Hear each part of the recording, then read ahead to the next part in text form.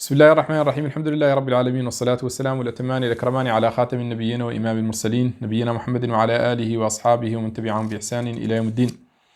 وصلنا بفضل الله تعالى وتوفيقه للدرس الخامس عشر بعد 200 من شرح ألفية بن مالك عليه رحمة الله. قال الإمام: الإدغام: أول مثلين محركين في كلمة اضغم لا كمثل الصفف وذل لا كمثل الصفف وذلل وكلل ولبب ولا كجسس ولا كخصصب ولا كهيلل وشذ في ألل ونحوه فكم بنقل فقبل وحي يفكك والدغم دون حذر كذاك نحو تتجلى واستتر. بفضل الله سبحانه وتعالى وصلنا للباب الأخير من الكتاب. هذا هو آخر باب في هذا الكتاب المبارك، نسأل الله أن لا يحرمنا الأجر وأن يرزقنا الفهم الصواب. الإدغام لغة الإدخال. العرب تقول أدغمت اللجام في فم الفرس، أي أدخلته فيه، فالإدغام في اللغة معناه الإدخال. والإدغام في الاصطلاح هو الإتيان بحرفين ساكن فمتحرك من مخرج واحد بلا فاصل، يعني أن تأتي بحرفين ساكن فمتحرك بلا فاصل. ولهذا وهنا سيحصل تشديد، ستدخل الأول في الثاني فيكون الثاني كأنه مشدد، ويقولون كل حرف مشدد فهو حرفان. هذه قاعدة تلقن للأولاد الصغار في بداية درس القرآن، كل حرف مشدد فهو حرفان. المهم هذا هو تعريف الإدغام. وابن مالك رحمه الله تعالى سوف يتحدث عن إدغام المتماثلين. والحروف من ناحية التقارب والتباعد تنقسم إلى تماثل وتجانس وتقارب. هناك حروف متماثلة وهي الحروف المتفقة في المخرج وفي الصفة. الحروف المتفقة في المخرج وفي الصفة مثل الباء والباء واللام واللام والكاف والكاف، هذه تسمى حروفا متماثلة. وهناك حروف متجانسة وهي الحروف المتفقة في المخرج المختلفة في الصفة، كمثلا حرف الطاء والتاء والدال. هذه الحروف الثلاثة مخرجها واحد، كلها تخرج من طرف اللسان مع وصول الثنايا العليا، إط إت إد، فتخرج كلها من طرف اللسان مع أصول آخر الثنايا العليا. والثنايا هي أول الأسنان، فأول الأسنان ثنايا، وتليها الرباعيات، ثم الأنياب، ثم أول الأضراس الأربعة هذه الضواحك، ثم اثنتين من هنا واثنتين من هنا واثنتين من هنا، 8 أضراس متوسطة هي التي تسمى بالطواحن، والنواجذ هي آخر الأضراس. هذه تسمية الحروف مهمة في باب مخارج الحروف. مخارج الحروف ابن مالك لم يتكلم عليها، وابن بونة رحمه الله تعالى أضافها، وهي مبحث من مباحث علم النحو. خلاصة الأمر أن ابن مالك سيتحدث كما قلت عن المتماثلين، والمتماثلان هما المتفقان في المخرج المختلفان في الصفة. هما المتفقان في المخرج وفي الصفة، مثل الطاء والطاء والدال والدال والتاء والتاء. والمتجانسان هما الحرفان المتفقان في المخرج المختلفان في الصفة، كالطاء والتاء والطاء والتاء والدال، وكالضاء والذال والثاء، إذ إث، كلها تخرج من طرف اللسان مع أطراف الثنايا العليا، أقصد الضاء والذال والثاء. فإذا اتفق الحرفان في المخرج واختلفا في الصفة فهما متجانسان، وإذا تقاربا في المخرج واختلفا في الصفة فهما متقاربان، مثل حرف التاء وحرف الثاء. التاء والثاء، التاء من طرف اللسان مع أصول الثنايا العليا، إت، أما الثاء فهو من طرف اللسان مع أطراف الثنايا العليا، إث. والرياح التي تسمعونها هذه صفة، هي صفة الهمس، فهما مشتركان فيها. خلاصة الأمر أن ابن مالك سوف يتحدث عن المتماثلين. والمتماثلين إذا اجتمع لهم 3 صور. الصورة الأولى أن يكون الأول منهما متحركا والثاني ساكنا، مثل ظاللت، وحينئذ يمتنع الإدغام، ظاللت ضاننت. فإذا سكن الثاني من المتماثلين متحرك الأول امتنع الإدغام. والصورة الثانية أن يسكن الأول ويتحرك الثاني، فيجب حينئذ الإدغام، سواء كان ذلك في كلمة واحدة أو في كلمتين. فإذا سكن الأول وتحرك الثاني وجب الإدغام.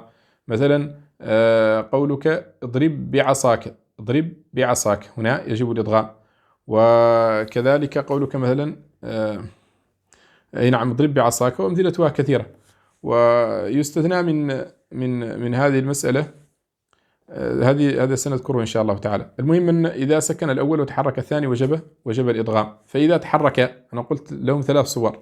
الصورة الأولى أن يسكن الثاني ويتحرك الأول فيمتنع الإدغام، مثل ظننت وظللت.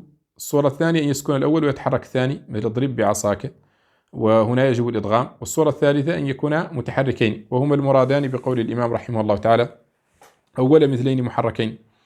إذا كانوا متماثلان متحركان فإن الأول منهما يجب إدغامه في الثاني، كما قال: أول مثلين محركين في كلمة اضغم أول مثلين محركين، أول مثلين محركين في كلمة يجب إدغامه.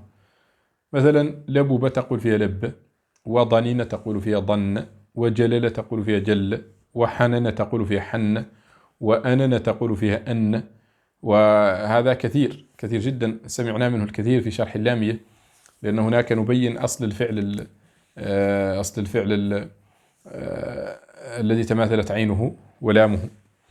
أول مثلين محركين، ولكن يشترط هنا شرط لم يذكره الإمام، وهو أن لا يتصدر. فإذا بدأت الكلمة بمثلين فإننا لا نضغم الأول منهما في الثاني، كقولك مثلا ددني، والددن هي اللعب، فلا تضغم الدال في الدال.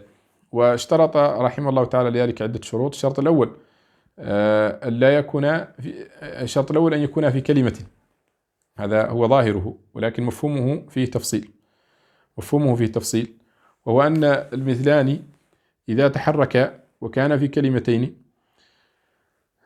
فإن الإدغام يكون جائز بشرط أن لا يكون همزتين، فإذا كان همزتين فإن الإدغام لا يكون فصيحا، مثلا قرأ آية، فهذان مثلان بين كلمتين فإدغامهما رديء في اللغة. ويشترط أيضا أن لا يكون قبلهما ساكن، فإذا كان قبل الأول المتماثلين ساكن فإن الإدغام يمتنع عند جمهور البصريين. فقولك مثلا شهر رمضان، الراءان متماثلان ولكن قبلهما ساكن، فالإدغام هنا يكون ممتنعا عند جمهور البصريين، وأجازه غيرهم، وقرأ به أبو عمرو هو شيخ الإدغام الكبير. والإدغام تعلمون أنه يدرس في علم القراءة وفي التجويد، أو يقسم إلى قسمين: إلى إدغام كبير وصغير. الإدغام الكبير هو إدخال حرف متحرك في حرف متحرك بحيث يصيران حرفا واحدا يرتفع عنه اللسان ارتفاعه عن حرف واحد. والإدغام الصغير هو إدغام حرف ساكن في حرف متحرك. والإدغام الكبير شيخه أبو عمرو البصري، أبو عمرو بن العلاء. نرجع للمتن: أول مثلين محركين في كلمة اضغم وجوبا. ويستثنى من ذلك عدة استثناءات. الاستثناء الأول أن لا يكون المثلان على وزن فعال كصفف ودرر وجدد، فإذا كان المثلان اجتمعا في كلمة على وزن فعل فإن الإدغام يمتنع. والشرط الثاني أن لا يكون على وزن فعول بضم الفاء والعين، فعول كجدد وذلل. وأوحى ربك إلى النحل أن اتخذي من الجبال بيوتا ومن الشجر ومما يعرشون ثم كلي من كل الثمرات فاسلكي سبل ربك ذللا يخرج، ذللا فعولا، فإذا كان على وزن فعول فيمتنع الإدغام. ويشترط أيضا أن لا يكون المثلان في كلمة على وزن فعال بكسر ففتح، فعال، نحو لمم وكلل. ويشترط أيضا أن لا يكون في كلمة على وزن فعال كلبب وطلل. وهناك شرط أيضا لم يذكره المؤلف رحمه الله تعالى، وهو أن لا يكون على وزن فيعيل بكسرتين. ذكرنا فعل وذكرنا فعل، وكذلك فيعيل كإذا مثاله أن تبني من الرد وزن إبل فتقول فيها إبل ريديد، هنا يمتنع أيضا الإدغام. ويشترط أيضا أن لا يتصل بأولهما مدغم جسس جمع جاس، فالمثلان جس الأول منهما اتصل بهما اتصل بهما مدغم جسس. فوجدنا 3 أمثلة، أضغم الأول في الثاني فيمتنع إدغام الثاني في الثالث. لماذا؟ لأن الثاني اتصل به حرف ساكن، فلا يجوز إدغامه، لأن ذلك سيؤدي إلى اجتماع ساكنين. ويشترط أيضا ألا تكون حركتهما عارضة، لا يعرض تحريكهما، لا بد أن تكون حركتهما أول مثلين محركين أي حركة أصلية، بخلاف إذا كانت حركة أحدهما عارضة كخصوص بي، أصلها أخصص بفعل أمر من خصة، الأول متحرك ولكن الثاني ساكن. فمن العرب من ينقل حركة الهمزة إلى الساكن، وذلك قراءة ورش، فتقول خصوص بي، فهما المثلان هنا متحركان، ولكن الثاني منهما حركته عارضة فيمتنع الإدغام. ومن أمثلة أيضا لن يحيي، أحياء يحيي الياء أصلها ساكنة، فإذا دخل ناصب على الفعل المضارع فتحت الياء الثانية فصار المثلان متحركان، فتقول لن يحيي، لكن حركة الثاني منهما عارضة وليست أصلية، فلهذا يمتنع الإدغام. ولا كهيلل يعني أن من شروط إدغام أول المثلين في الثاني لا يكون في وزن ملحق بوزن آخر، كهيلل مثلا وقعنسس وقردد ومهدد، فهنا يمتنع أيضا الإدغام. والشرط الأخير ألا يسمع، الشرط الأخير وهو 11، فمجموع الشروط 11 شرطا. الشرط 11 ألا يكون مسموعا بالفك، فإذا وجدنا كلمة فيها مثلان ولكن سمع فيها الفك فإننا نقتصر فيها على السماع، وهذا الذي أشار له بقوله وشذ في أليل ونحوه فك بنقل فقبل. أليل مثل ضنين وظنين، فعل على وزن فاعل، وحصل فيه تماثل عينه للامه، فكان الواجب هو الإدغام، فنقول فيها لكن العرب قالت فيها ألل السقاء، ومعنى ألل السقاء أي تغيرت ريحه، يعني صارت رائحته متغيرة. السقاء هو الجلد الذي يوضع فيه الماء، فالعرب سمع عنها الفك في هذا، فنقتصر فيه على السماع، وإن خالف هذا السماع القياس، ولهذا قال وشذ في ألل ونحوه. ونحو ألل المراد به كثير، ولكن يمكن أن نقسمه إلى قسمين. فنحو ألل مما سمع فيه الفك وواجبه الإدغام، إما أن يكون في نثر أو في نظم، فما كان منه في نثر حكمنا عليه بالشذوذ، والشذوذ هو مخالفة القياس. ومثل ذلك من أمثلة هذا الشاذ قولهم ضببت الأرض كثرت ضبابها، ضببت الأرض، لم يقولوا ضبت الأرض كما قالوا ضنت، فنقل فيها السماع. وكذلك قولهم قطط الشعر إذا اشتدت جعودته، فيقال من صفات رسول الله صلى الله عليه وسلم ليس بالقطط الشعر، فقطط الشعر سمع فيها الفك. وكذلك قولهم لححت عينه إذا التصقت من الرمص، لححت العين يعني إذا التصقت من الرمص، فسمع فيها أيضا الفك. النوع الثاني من نحو أليلة ما سمع فيه الفك وهو في النظم، فهذا نحمله على الضرورة، يقال إنه من باب الضرورات الشعرية. وأمثلته كثيرة، ومنها الحمد لله العلي الأجلل، الحمد لله قول أبي النجم العجلي الحمد لله العلي الأجلل، القياس أن يقال العلي الأجل، ولكنه فكها لأجل الوزن. وهذا معنى قوله وشذ في أليل ونحوه فك بنقل فقبل. ثم قال رحمه الله وحي يفكك والدغم دون حذر.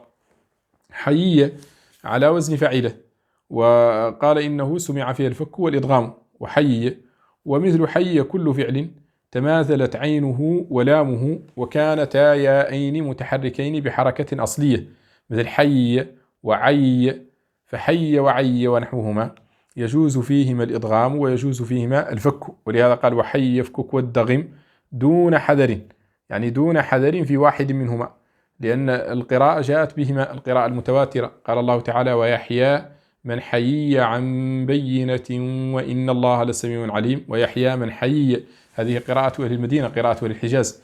وفي رواية حفص ويحيى من حي عن بينة بالتشديد، وهي لغة أهل تميم الفك لأهل الحجاز والإدغام لأهل نجد أو لتميم، وبه قرأ حفص.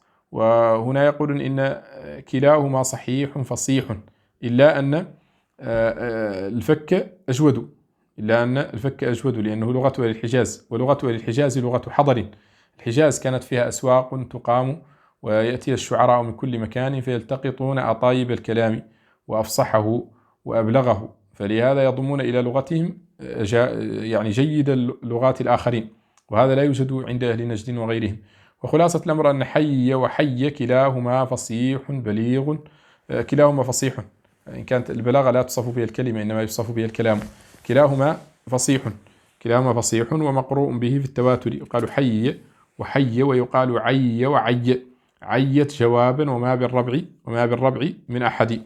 وتوجيه الإدغام هنا والفك حي على وزن فاعلة، كان القياس أن يقال فيها حي مثل ظن وظل ونحو ذلك. وقد وجهوا الإدغام ووجهوا أيضا الفك. قال ابن بون رحمه الله: فمن أدغم نظر إلى أنهما مثلان في كلمة واحدة ثانيهما لازم التحريك، وحق ذلك الإدغام، والاندراجه أيضا في الضابط المتقدم، وهو قوله أول مثلين محركين في كلمة ادغم. هذا توجيه من أدغم. ومن فك نظر إلى أن حركة الثاني كالعارضة لوجودها في الماضي دون المضارع والأمر، والعارض لا يعتد به، ومن ثم لم يجز الإدغام في نحو لن يحيي ورأيت محيا.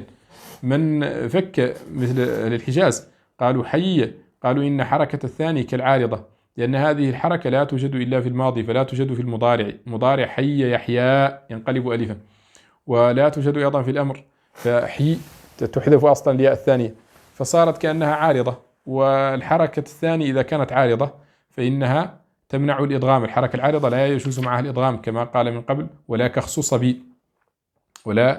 بي، فصارت كأنها عارضة، ولهذا امتنع الإدغام في لن يحيي، وامتنع الإدغام أيضا في محييا ياءان متحركان، لكن بما أن الحركة أصلية لأن أصلها محيين مقصور، وإنما تظهر الياء الثانية في حالة النصب، ونصبه ظهر كما سبق في أول الكتاب، فكانت الحركة هنا كالعارضة. ثم قال رحمه الله: كذاك نحو تتجلى واستتر. كذلك يجوز الإدغام فيما اجتمع فيه تاءان، يعني إذا كان في أول الكلمة تاءان يجوز الإدغام وصلا ووقفا في غير المضارع، ووصلا فقط في المضارع. نحو تتجلى، تقول نحو تتجلى ونحو التجلى، إذا اجتمع في أول الكلمة تاءان جاز إدغام الأول في الثاني تخفيفا، فتقول نحو التجلى، تجلى هكذا.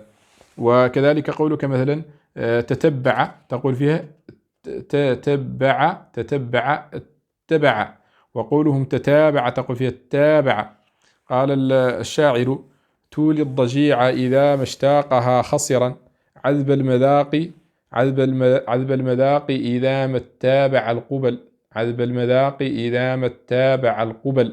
قبل جمع قبلة، وفعل جمع مقيس لفعلة. المهم إذا ما اتابع أصلها إذا ما تتابع، فأضغم التاء الأول في الثاني فقيل إذا ما اتابع، وهذا معنى قولي كذاك نحو تتجلى. وهذا البيت الشعري يستشهد به عامة المفسرين عند الآيتين الكريمتين الأولى في سورة البقرة عند قول الله تعالى: فادارأتم فيها، وإذ قتلتم نفسا فادارأتم فيها والله مخرج ما كنتم تكتمون. فادارأتم أصلها فتدارأتم، وهما حرفان متجانسين، وادغم الأول منهما في الثاني كإدغام التاء في التاء، فقيل إذا وإذ قتلتم نفسا فادارأتم فيها. والآية الثانية في سورة التوبة في قول الله تعالى: يا أيها الذين آمنوا ما لكم إذا قيل لكم انفروا في سبيل الله اثاقلتم إلى الأرض، ثاقلتم أصلها تثاقلتم، فأضغم التاء في الثاء وهما متقاربان فقيل ثاقلتم، كقول على حد قول الشاعر: عذب المذاق إذا ما اتابع القبل. واستتر كذلك، استتر التاءان كانتا في الوسط، يعني إذا تتابع تاءان سواء في أول الكلمة نحو تتجلى أو في وسطها نحو استتر جاز الإدغام. استتر تضغم الأول في الثاني، وحينئذ ستنقل ستحرك السين ويجوز لك في حركتها أكثر من لغة، أن تتركها، أن تفتحها فتقول فيها ستر، ستر يستر ستارة، فتحذف همز الوصل. والوجه الثاني أنك تكسرها لالتقاء الساكنين، استتر لأنها أصلا ساكنة، وستسكن التاء الثانية قبل إدغامها فيجتمع ساكنان فتكسر السين فتقول فيها ستر، ستر وستير، ستير بالإتباع وستر على الأصل فتقول ستير وستر، ستر وستير وستير. يجوز لك 3 وجوه، تقول ستر وتكسر السين مع كسر التاء ستير، وتكسر السين مع فتح التاء فتقول فيها ستر، كل ذلك جائز. ومثلها اقتتل، اقتتل أيضا تقول فيها قتل وقتل وقتل، هكذا. وهذا معنى قوله واستتر، كذاك نحو تتجلى، نحو تتجلى واستتر. وهذا آخر ما يسر الله ذكره في هذا الدرس، ونكمل الباب إن شاء الله بالدرس الموالي. نسأل الله أن ينفع به، والسلام عليكم ورحمة الله وبركاته.